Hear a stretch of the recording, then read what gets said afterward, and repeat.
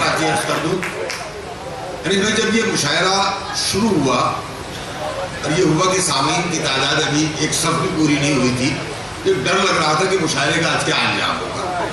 دعا کری خود یہ کہ انشاءاللہ اگلی بار سب وہاں تک نظر آئیں گے.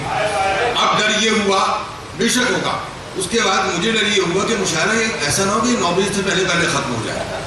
اب تیسرا ڈر جو اس وقت دل میں یہ ہے کہ وہ آ کے جن کو یہ پنڈال کا وقت ختم ہونے والا ہے وہ مجھ سے یہ کہنے نہ لگے کہ یہاں سے باہر نکل جاؤ کہ رہ رہ کے ڈراتا تھا جو آواز بدل کر، رہ رہ کے ڈراتا تھا جو آواز بدل کر، کم وقت میری روح میں بیٹھا ہوا ڈر تھا. مصفح حنفی کے اس شعر سے دعوت دے رہا ہوں جناب اقبال اشر صاحب کو کہ وہ مائک پر تشریف لائیں اور اپنے کلام سے ہمیں نوازیں. بین الاقوامی شہرت کے مالک، تمام اردو دنیا میں جہاں جہاں اردو بولی لکھی اور پڑھی جاتی ہے وہاں وہاں اقبال اشر صاحب نے اپنے کلام سے نوازا اور اردو کی نمائندگی، ہندوستان کی نمائندگی فرمائی. اقبال اشر صاحب، ابھی یہ میرے پاس صرف آئی ہے مہمان خصوصی محترمہ ڈاکٹر کرن والیہ صاحبہ تشریف فرمائے، نسیم حسین صاحب تشریف فرمائے کہ راکی ٹاکی سورال نیٹ ورک انٹرنیٹ پر ابھی جن شہروں کے لوگوں نے فیڈ بیک بھیج کر مشاعروں کو پسند کیا، کویت، کلکتہ، لاہور، جدہ، سعودی عرب، دلی، کیلیکٹ، کشمیر اور حیدرآباد، یہ ہے کہ وہاں سے بھی اس کی تائید. جی جناب اقبال اشر صاحب مائک. حضرات مبارکباد آپ کو اور آپ کے ہمارے صدارتی کونسلر صاحب کو کہ یہ ایک ایسا علاقہ ہے کہ میرے خیال سے میں جہاں تک میری یادداشت آتی ہے میں پہلی بار یہاں مشاعرہ پڑھ رہا ہوں. میر تقی میر جب دلی کے اجڑنے کے بعد لکھنؤ چلے گئے تھے تو ان کی دہلیز میں ایک صاحب آئے، بڑے امیر آدمی تھے، ان کے کچھ حاشیہ بردار بھی ان کے ساتھ تھے. تو انہوں نے آ کر کہا اہم ہے اور یہ کچھ شعر سننا چاہتے ہیں آپ سے. تو میر صاحب نے کہا کہ صاحب آپ مجھے معاف فرمائیں، آپ میرے شعر نہیں سمجھ سکیں گے. تو ان کے ساتھی تھے، انہوں نے کہا کہ میر صاحب آپ انہیں نہیں جانتے، یہ بڑے ذی علم شخص ہیں، آپ انہیں شعر سنائیے. تو میر صاحب نے پھر فرمایا کہ میرے شعر سننے اور سمجھنے کے لیے کتابیں پڑھنے کے ساتھ ساتھ جامع مسجد کی سیڑھیوں پہ بیٹھنا بھی ضروری ہے. تو میں مبارکباد پیش کرتا ہوں انیس اعظمی اور ان کے تمام رفقا کو کہ یہ دلی کی اردو زبان کو جامع مسجد کی سیڑھیوں سے نکال کر پٹپڑ گنج کی گلیوں تک لے آئے ہیں. یہ بہت ضروری ہے، بہت ضروری اس لیے کہ اب اردو جو ہے وہ باؤنڈریز سے باہر کی زبان ہے. خیر 50 سے زائد ممالک میں بولی جاتی ہے اور اس کے مشاعرے بھی منعقد ہوتے ہیں. بہرحال میں چند شعر پیش کرتا ہوں، ملاحظہ فرمائیں کہ نظر ملا نہ سکا طاق کی سیاہی سے، نظر ملا نہ سکا طاق کی سیاہی، نظر ملا نہ سکا طاق کی سیاہی سے، میں باخبر تھا چراغوں کی بے گناہی سے. نظر ملا نہ سکا طاق کی سیاہی سے، میں باخبر تھا چراغوں کی بے گناہی سے. مناؤ شکر کہ آنکھیں کلام کرنے لگیں، مناؤ شکر کہ آنکھیں کلام کرنے لگیں، نجات مل گئی لفظوں کی بادشاہی سے.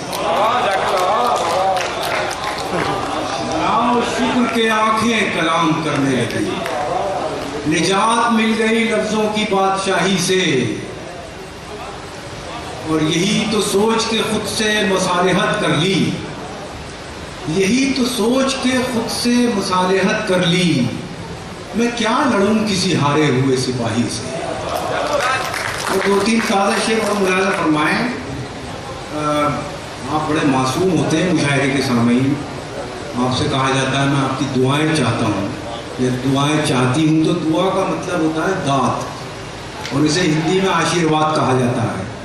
تو تھوڑا سا آشیرواد اور تھوڑی سی دعائیں مجھے دے دیجیے. عرض کرتا ہوں کہ میں آتا ہوں وہاں دھیرے دھیرے، ذرا سا وقت مجھے بھی دے دیجیے، پرانے 5-6 منٹ. کہ یہ جگنوؤں کی قیادت میں چلنے والے لوگ، یہ جگنوؤں کی قیادت میں چلنے والے لوگ تھے کل چراغ کی مانند جلنے والے لوگ، تھے کل چراغ کی مانند جلنے والے لوگ. ستم تو یہ کہ ہماری صفوں میں شامل ہیں، ستم تو یہ کہ ہماری صفوں میں شامل ہیں. چراغ بجھتے ہی خیمہ بدلنے والے لوگ، ستم تو یہ کہ ہماری صفوں میں شامل ہیں. چراغ بجھتے ہی خیمہ بدلنے والے لوگ. اور ہمارے دور کا فرعون ڈوبتا ہی نہیں، ہمارے دور کا فرعون ہمارے دور کا فرعون ڈوبتا ہی نہیں. کہاں چلے گئے پانی پہ چلنے والے لوگ؟ ہمارے دور کا فرعون ڈوبتا ہی نہیں، کہاں چلے گئے پانی پہ چلنے والے لوگ. بہت شکریہ. 3-4 شعر ترنم سے بھی سنا دیتا ہوں. اس کی خوشبو میری غزلوں میں سمٹ آئی ہے، اس کی خوشبو میری غزلوں میں سمٹ آئی ہے. نام کا نام ہے رسوائی کی رسوائی ہے. آپ لوگ تھک گئے میرے خیال سے. ابھی تو آپ کو گلزار دہلوی صاحب کو سننا ہے. ابھی میں 1 تاریخ کو پٹنہ کے ایک مشاعرے میں تھا، یقین مانیے برباد کر دیا گلزار صاحب نے وہ مشاعرہ. 1 گھنٹے تک انہیں سنا گیا. میں نے زندگی میں کبھی گلزار صاحب کو اتنا اچھا پڑھتے ہوئے نہیں سنا تھا. تو میں آج بھی چاہوں گا کہ گلزار صاحب 1 گھنٹے آپ کو کلام سنائیں اور آپ یہ کہیں کہ سنایا جائیے سنایا جائیے. نام کا نام ہے رسوائی کی رسوائی ہے. دل ہے ایک اور 2 عالم کا تمنائی ہے.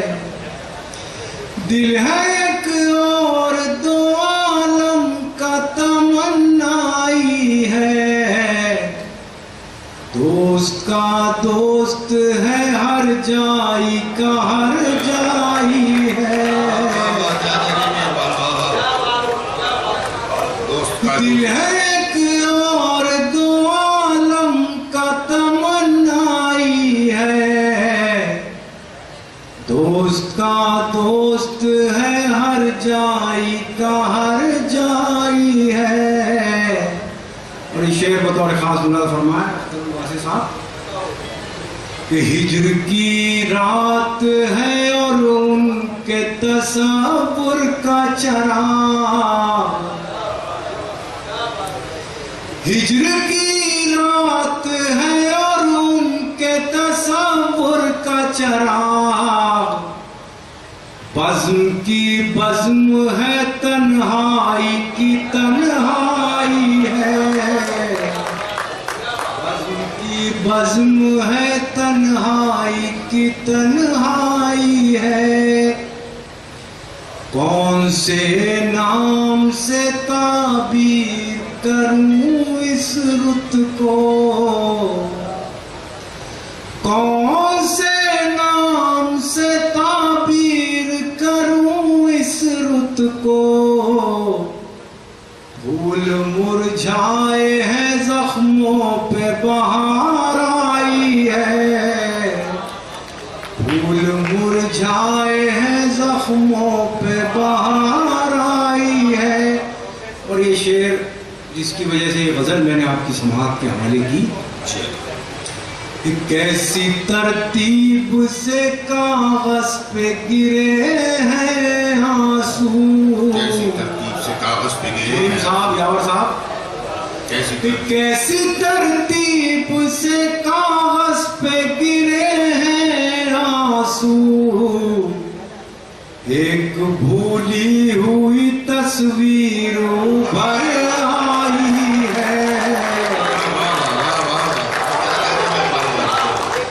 कैसी तरतीब से कागज पे गिरे हैं आंसू, एक भूली हुई तस्वीर भर